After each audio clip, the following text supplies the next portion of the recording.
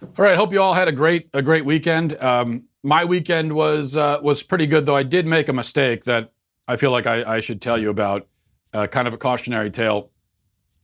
I told my kids, the twins, who are kindergarten age, that they could watch the movie King Kong over the weekend.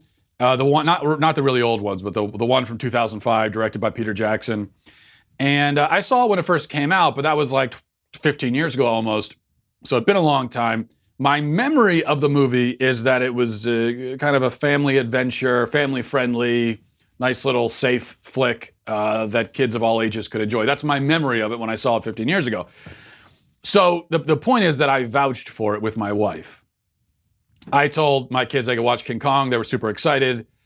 And then my wife said, I don't know about that. Is that appropriate? I said, it's fine. Don't worry about it. I saw it. No big deal. It's fine. I guess it'd been so long that I forgot how scary and violent it is in certain parts, and much more than I remembered. And it looked like the kids were being slightly traumatized by some of the scenes. I was Johnny on the spot with the fast forward button, making sure to get through the scarier parts, so that they were still watching them, but just faster. So I figured that's not as bad. Anyway, I fast forwarded most of the bad parts, except I forgot about a part, because it happens very quickly towards the end, where King Kong bites off a guy's head. Almost like an old-fashioned grenade. He bites off the head, spits the head out, throws the body. I forgot that happened. It didn't register on me at the time. And I wasn't able to fast forward. And the real problem, though, is that my wife, who had not been watching the movie at all this entire time with us, she happens to walk in right before that happens and sits down and says, well, I'll watch it with you. And then the head biting thing happens. My son, of course, loves it. King Kong just bit off a guy's head. Did you see that, mommy? And I'm sitting there like, kid, just stop. Yes, don't. My wife gives me that look. You know, it's a very specific look that your wife gives you. It's a very specific, you let the kids watch something inappropriate look. And so I'm getting that look. Not a good look. But what I tried to argue is that kids have to be exposed to this reality at some point, right? The fact that gorillas bite people's heads off, that's something that, would you rather they learn it on the streets? Is that what you want? You want them to go out there and learn it the hard way? That 40-foot gorillas could bite your head off? No, this is something that they need to learn in a safe environment at home, so that we could teach them that, yes, sometimes gorillas bite people's heads off. Important life lesson.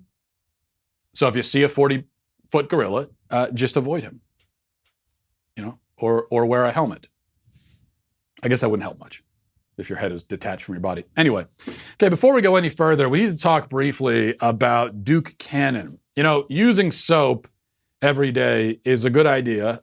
It makes you, I think, a well-kempt person. Your loved ones, your friends, and people around you will thank you for practicing good hygiene. But, it also makes you a patriot, especially if you're using Duke Cannon. Consider this. Duke Cannon's superior quality grooming goods for hardworking men are tested by soldiers. Duke Cannon partners with active duty military to develop new ideas and review products. Anything that doesn't meet the high standards of our military just goes to the cutting room floor. It's not happening. Duke Cannon is committed to giving back to the men and women serving our country. That's why a portion of their proceeds go directly to support veterans' causes. Duke Cannon sells everything you need, nothing you don't. Big ass brick of soap. That's modeled after the rough cut brick style soap used by GIs during the Korean War, and it's a big ass brick of soap, just exactly how it sounds. They've also got the best damn beard wash, which is the best damn beard wash. What I like about it is that the messaging is very straightforward. It tells you exactly what's going on here, and as men, I think we appreciate that. Just tell me what it is. Okay. Don't get some cute name for the soap. What is this? Oh, it's a big-ass brick of soap. Okay, well, that's what I'm looking for, so thank you very much. Now, when you're using Duke Cannon's big-ass brick of soap or premium hair goods that give you the news anchor thick hair or beard wash or whatever it is, don't be surprised if you feel yourself this sudden urge to sing the national anthem, or if maybe a bald eagle swoops down to smell your luscious hair, which would be a little creepy, but it's been known to happen. Visit Duke Cannon right now and get 15% off your first order with promo code Walsh. That's dukecannon.com. Free shipping on orders over $35. All right, the Star Tribune, the paper in Minneapolis, ran a story over the weekend about Representative Ilhan Omar. Here's the lead of the story. It says, new investigative documents released by a state agency have given fresh life to lingering questions about the marital history of Representative Ilhan Omar and whether she once married a man, possibly her own brother, to skirt immigration laws. Now, that's not an accusation that you hear every day against politicians, is it? That's not one. That's a new one. The Star Tribune has apparently been ignoring this story for a long time, for years, really, months or years. They've been ignoring it. They're the local. That's Minneapolis, and Ilhan Omar, of course, is a representative from Minnesota, so they're sort of the local crew there. And during the campaign, they didn't talk about it. They're only coming out with it now because they have no choice, because of the evidence is piling up, and they have to say something to acknowledge it. And I tell you that just because there are some conservatives who I saw over the weekend it seemed like they were tempted to give the Star Tribune some credit and say, oh, well, this is a liberal rag, but yeah, they've done some real journalism here. Give them credit for that. No, don't give them any credit. They only did it because they absolutely had to, and they tried not to. They don't want to. They did because they had to. Is it true, though? That's really the main point here. That's what matters. Is it true? Well, I guess we don't know, right? We don't know exactly if it is or not. It would be a serious crime if it is true, and it would also be really creepy and weird that she married her brother. But we can't say for sure. There is a lot of smoke, and the thing is, it's a very peculiar. It's a very peculiar type of smoke. It's a really weird smoke. It's a smoke that indicates that you married your brother. My point is that's if you didn't marry your brother, why would there be any smoke at all in that direction? You see what I'm saying? Most of us have never married our brothers, right? I haven't married my brother. You haven't married yours. Not something most people do. And if you've never married your brother, there probably is not going to be any reason for anyone to ever think you did. It's not something that will ever come up. You're never going to have to deny it. If you're in a position where you have to deny that you married your brother, that probably means, at a minimum, that something really weird is happening, right? Now, there are some accusations that politicians face all the time. There are the more kind of par for the course accusations that almost everyone faces, or politicians of a certain type are more likely to face. And in that case, well, then you really have to look at the evidence. Maybe they did it, maybe they didn't. You have to look at the evidence here also, but the very fact that there is any evidence is itself a piece of evidence, pretty damning piece of evidence, that she did it. Although, who knows? It's a claim that really is, on the surface, seems so bizarre and outlandish that a lot of even conservatives, myself included, have sort of ignored it up until this point because we all just assumed it was some rumor started on an internet forum somewhere, but apparently that's not the case. Reading now from the Daily Wire report on this story, says newly discovered official documents released on Sunday suggest that Representative Ilhan Omar lived with her current husband, Ahmed Hirsi, during the entire time that she was legally married to Ahmed Elmi, the man that critics allege is her brother. The Washington Examiner reports that Omar tells her marital history the following way. 2002, Omar married Hirsi in a faith ceremony, but never legally married. 2008, Omar and Hirsi decided to end our relationship in our faith tradition. Early 2009, Omar legally married Hirsi, reconciled. 2017, Omar and Elmi belatedly obtained a legal divorce. 2018, Omar and Hirsi legally married. Very confusing. It's kind of the worst soap opera ever, it sounds like. The report goes on. Omar's timeline of events appears to conflict with newly uncovered documents from the Washington Examiner's Tiana Lowe, who notes that the evidence suggests that Omar has always been in a marital relationship with Hirsi, even when she was married to Elmi. It goes into the public documents that they found. I'm tempted to read this entire report. I'm not going to do that because it is very complicated, difficult to explain. I would encourage, just go to dailywire.com and look it up and read for yourself. There's a lot of, there are many documents here that flesh all this out that I'm not going to read the specifics of, but you could go and look at it for yourself. This all ties into, she's also, she was the subject of a campaign finance violation probe. So that's tied into this. And so we've got campaign finance violations potentially. We've got her defrauding the immigration system potentially. There's also another crime potentially on the list here, and that would be perjury. I'm trying to find at the very end of the article, it gets into Omar swore in court that she has no contact with Elmi, her alleged brother and former husband, apparently. No contact with him, doesn't know where he is, doesn't know anyone in his family, can't get a hold of him. That's what she swore to the court. But there's reason to believe, based on other documents, that that's not true either, and that, in fact, she lied even then.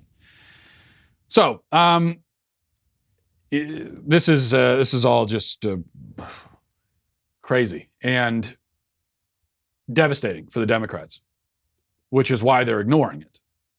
And it's why the liberal media wants nothing to do with this, because not only is she a Democrat, of course, and she's one of the fresh faces of the Democrat Party, and she's kind of a rising star of the Democrat Party, but for it to turn out that she herself committed immigration fraud, that would be remarkable, especially when this is something that Republicans are talking about all the time, how you have people defrauding our immigration system. Democrats are saying, oh, that's not really a problem. No one's doing that.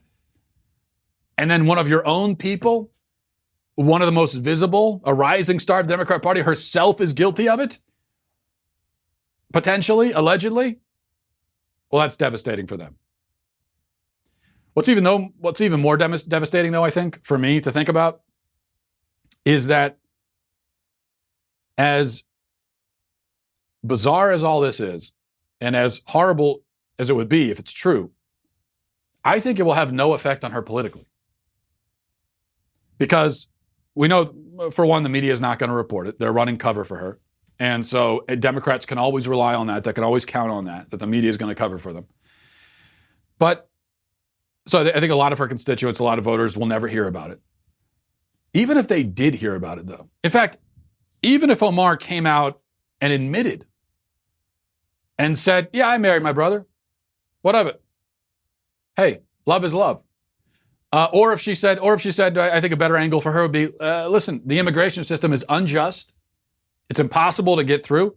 I needed to come here for the sake of my family. My family needed to come to the United States. And it was my only option. And so this is America's fault. This is the fault of the system for forcing me as an immigrant woman to make this difficult choice to marry my brother. She could easily go with that. She could admit it and go with that angle, and I think she would get away with it. Because her constituents they have no respect for our immigration system. They don't care about it. And by her, I mean, when I say her, well, I should say not her constituents, but specifically her voters, her supporters, have no respect for our immigration system. They don't care about it. They have no respect for the truth and don't care about that. So the fact that she lied and committed fraud, they don't care about that either. And so she could easily get away with this. And that probably is the most depressing thing of all. Even more depressing than someone marrying their brother. Okay, a couple of other brief things, both Twitter related, unfortunately. Alexandria Ocasio-Cortez tweeted something over the weekend. They got 172,000 likes. And you'll understand why I'm reading this in a minute when you hear it, because it's so powerful and brave and insightful. And that's why 172,000 people liked it.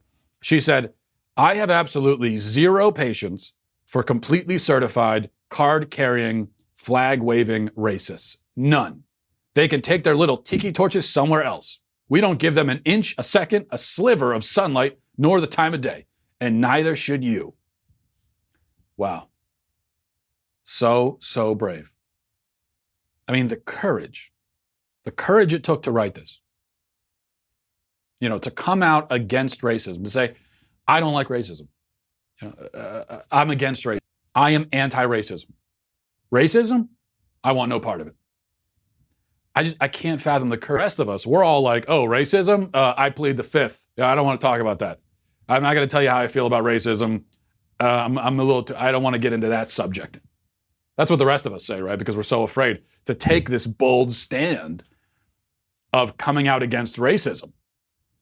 This woman is fearless. My God, she is a firecracker, isn't she? And I especially liked how she's coming out against completely certified racists. So if you've got your racist certification and your card, your little business card, I'm a racist, how are you? With your contact information. Because if you meet another racist, then you need to, oh, you're a racist too? Which races do you hate? Oh, really? Me too? Well, here's my business card. Look me up sometime. Give me a call. We'll talk. Anyway, so she's specifically coming out against those people. They're certified, they're licensed, and she's saying, no thanks. You folks, get out of my face. Incredible courage. All right, and then we have a reporter on Twitter, Olivia Nuzzi, I don't know, relaying a scene from a Planned Parenthood event where some Democratic candidates showed up to this Planned Parenthood event, speaking of courage, really facing a hostile audience there. And they took questions from people in the crowd at this event. And here's how she describes it, Olivia. She says, at Planned Parenthood event, a non-binary activist just asked Castro how he'll expand sexual and reproductive health for trans people, Julian Castro. Castro responds by first asking which pronoun the activist prefers. They replied, I actually don't use any pronoun, which received some applause. Now, I love that sentence. I don't use any pronoun. The whole non-binary choose my own pronoun thing is exposed for the joke that it is in just that one sentence. I don't use any pronoun. I don't use any pronouns. Oh, I actually don't like pronouns. You see the problem there? Yes, you do use pronouns because I is a pronoun. So you do use them. Of course you do. You wouldn't be able to communicate if you didn't at least use a pronoun like I. You need to be able to refer to yourself as I, or you wouldn't be able to communicate. Just like we need to be able to use words like he and she in order to communicate as well. Otherwise, if we can't use a word like he or she when referring to you, when talking about you to someone else, which is usually when the words he and she come up. If we're talking to you, then there probably isn't any reason to say he or she. But if we're talking about you to someone else, if we're relaying some information about you, telling a story about you, we need to have a pronoun. Because then otherwise we'd have to say something. It would be like, so I saw Bob today, and Bob told me that when Bob was driving to the store 2 days ago, Bob got into a car accident, and Bob won't get Bob's car back from the shop for a while, et cetera. It just becomes utterly ridiculous, just completely silly and nonsensical. But this is what we're expected to do. We're expected to reduce ourselves to nonsense, to embarrass ourselves, to jump through hoops, to reject the basic rules of grammar, to make idiots of ourselves, to make a mockery of everyday language, everyday communication, all because someone has decreed that they don't like a certain pronoun. Oh, no, that's, that pronoun is, I don't like that pronoun. Also, that verb and that adverb, I don't like those either. Don't use those. Don't use those in my presence. And here's a list of 46 nouns you're no longer. I don't like those. Oh, and here's some adjectives I don't like either. See, you don't get to do that. You don't make grammatical rules. And even if we're talking about you, you can't say, well, but certainly if you're talking about me, I can control what you say. No, you can't. You don't get to decide what rules of grammar apply when we're talking about you. It doesn't work that way. I don't like those pronouns. Well, okay, great. It's good for you. You don't like them. Fantastic. Thanks for letting me know. But we're not bending the English language into some distorted shape just to accommodate you. This, again, as I often point out, is is just arrogance. There is so much in this non-binary gender, choose your own gender, all that stuff. There's a lot of, there's a lot of confusion. People are very confused. A lot of self-loathing involved in it. So that's all there. But then there's also a ton of arrogance. Where people are, what they want to do is bend the rules of grammar to suit them, make everything a million times harder for everybody else. So that we've got to jump through all these hoops and we don't know what to say and we have to use, come up with, we have to sound like morons when we're talking, not using any pronoun at all. Just making life harder for everybody else, just because it would make you feel better. So along with the confusion and the self-loathing, there's also a ton of arrogance in it, which is why I have very little patience for it. And I think sometimes the correct response to that stuff is just to say, you know what, get over yourself. Really. I don't use any pronouns. What? Oh, man. Okay. Now, here's something that well, let's see. A couple other things I wanted to talk about. Well, let's talk about this first. I have to mention, advice columnist E. Jean Carroll now alleges in a new book, which will be in stores soon, that she was raped by Donald Trump some 20 years ago when they were both in their 50s. She says it happened in the dressing room of a department store. They went in the dressing room together. This is what she says. Carroll says she went there because she wanted to see Trump try on lingerie. And then he raped her, she says. But she's not going to press charges because she also says that to press charges would be disrespectful of migrant women. That's what she said. What's the connection? But there's a lot of that. There's a lot of what in this story. There's a lot of things that just don't make any sense. You know that I'm not one to reflexively defend Trump. If I thought he was guilty, I would say so. If I thought there was some credibility to these claims, I would say so. But I have a hard time with this. Let's start with the fact that she was raped by the now president of the United States, but said nothing about it until she wrote it in a book. Saving a rape accusation for a book is just, well, it doesn't help your credibility. And if this actually happened, wouldn't you just come out and say it? Say it, especially during the campaign before he's president? But you write it in a book and you use it to sell the book? That it's hard for me to believe that an actual rape victim would make that choice. Let's hear Carol herself actually describe the scene. Here she is on CNN talking about this accusation. When we walked into the lingerie department, there was nobody there, which was strange. It was in the evening, so.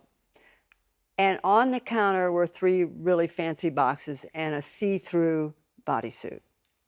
He walked right to the bodysuit and snatched it up and said, "Go put this on." Now, that struck me as so funny because here I am, 52. I am not going to be put. My idea was, I said, "No, you put it on." And he said, "No, it looks like it fits you." I said, "No, it goes with your eyes." So I am spinning a comedy scene in my head. Of course, banter, back and forth. I get it. But you see how funny that would be to make him put that on. Right. Yes, and you, by the way, used to be a comedy writer on Saturday Night Live. Right. You were engaging in this banter, as I think many of us would, because you didn't know what violence was about to unfold, and you could never have known that. How would I know that? Of course. And although I thought I was pretty stupid. Well, I mean, I understand that afterwards, in retrospect, you blame yourself. Many women in this situation do.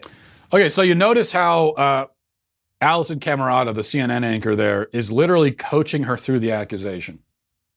She's framing it for the accuser, helping her to explain it.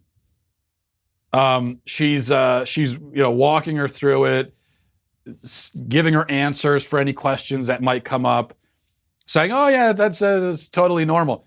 I think she even said, "Oh, when Carol said that she wanted to go in the dressing room so that Trump could try on see-through lingerie, And didn't Camerata said something like, as anyone would, or something like that. As anyone would, really? Anyone would ask Donald Trump to come into a dressing room and try on see-through lingerie? I don't think anyone would do that. I wouldn't. If I met Donald Trump, that would probably not be something that I would request.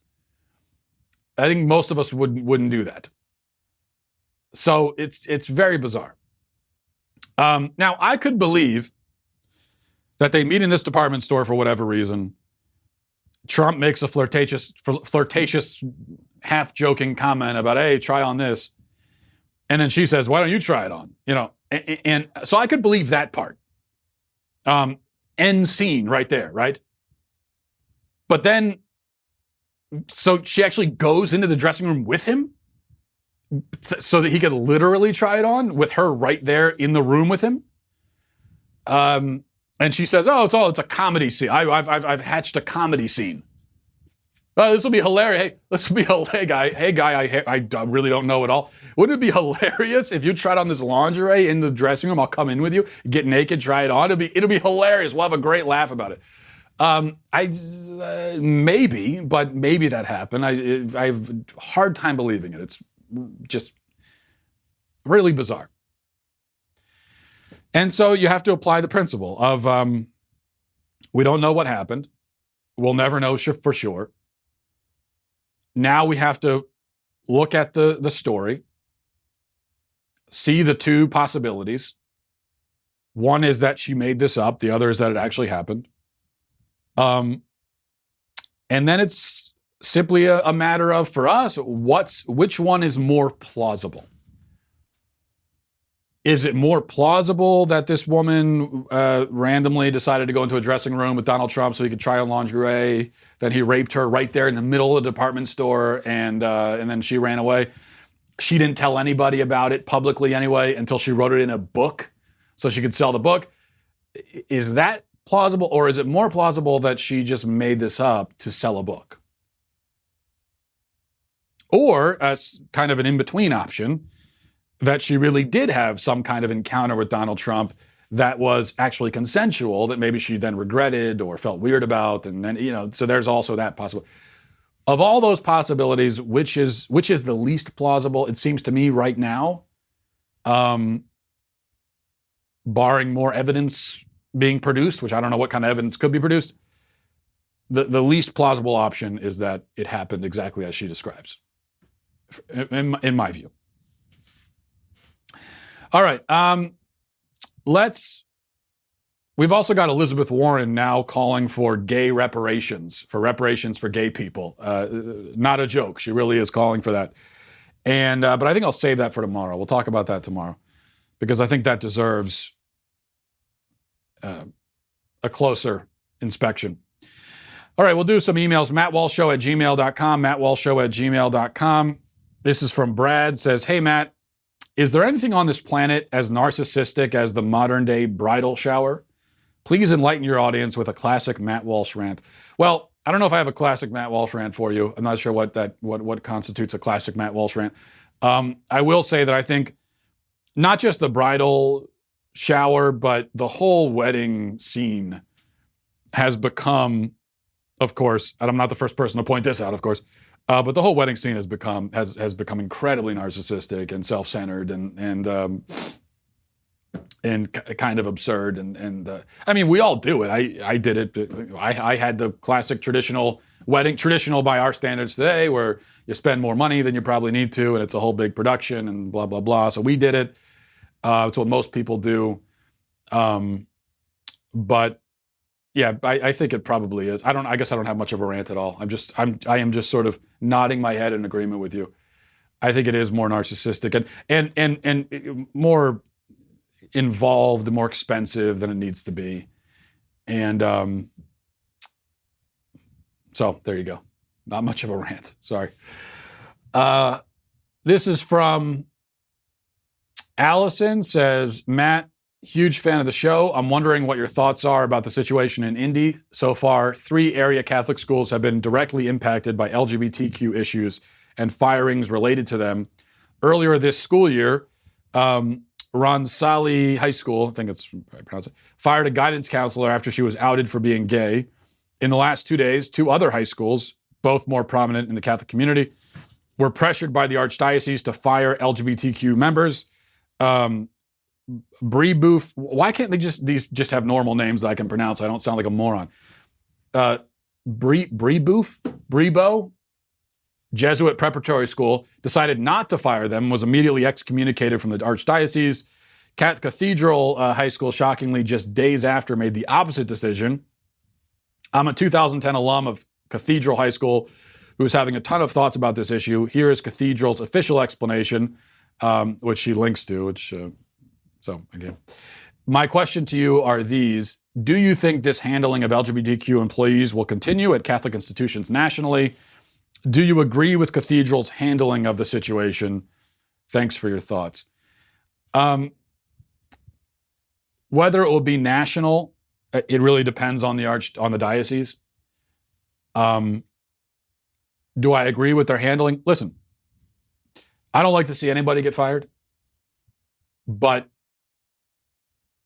if you're going to work for a Catholic school, and this is something that Catholic schools are upfront about at the outset, and I don't know about this if this is specifically the case here, but in many Catholic schools, you have to sign something swearing that you believe in and will uphold Catholic teaching.